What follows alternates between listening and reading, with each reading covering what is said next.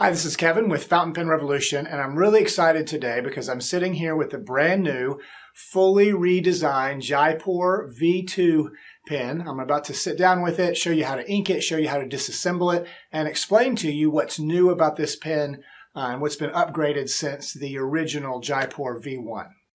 Okay, here they are. Right now we've got three colors in the new Jaipur V2. We'll add some more colors of acrylic and ebonite as we go along, but we've got this cracked ice blue acrylic, and the body, the cap, and the piston blind cap I'm going to show you are all the same material on these. We've got this orange cracked ice acrylic and then a brown ebonite.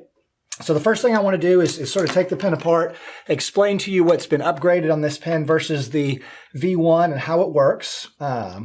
The Jaipur V2 is piston filled, just like the V1 was, but it has a blind cap covering the piston knob here, which, it's piston, so it twists back and forth to fill the pen. We'll fill it here in just a second. The V2 is still completely clutchless, i.e. you can take it apart. The way you do that is fully engage the piston all the way down towards the nib of the pen, and then once it starts to get tight, grab the entire unit and twist. Once you're about halfway out, you'll want to pull that piston back up just because it'll keep the piston from separating from the twisting part, whatever that's called. So there you go. There's our little piston inside the pen. Of course, you would put it back in exactly the opposite way, push it into the back of the pen. It is a little tricky to get those O-rings back into the inner tube. There we go. Screw that back together. We have a working piston again. Now, one thing I'm super excited about with this pen is it's fitted with screw-in nib units. Sorry, I lost my voice at my kids' sports games this weekend. It's fitted with an ebonite feed that's in a screw-in collar. Now, here's what's super cool about that. It's also got a number 6 nib. The older version had the 5.5 size nib.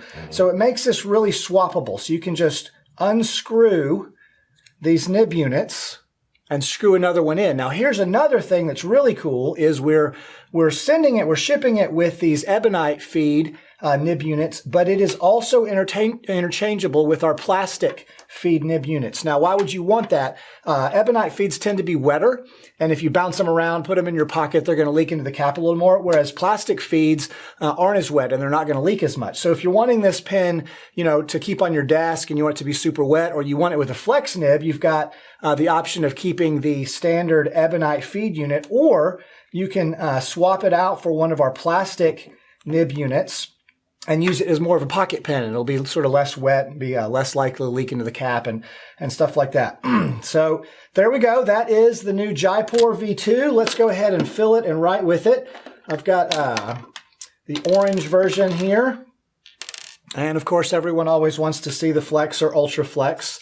So I'm going to, I had this one filled already. I'll just empty it real quick.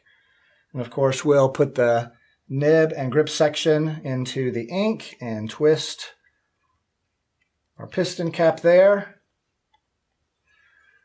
Wipe off the section. Be careful not to lose that piston blind cap. And there we go. The Jaipur with an ultra flex nib is the one this one is.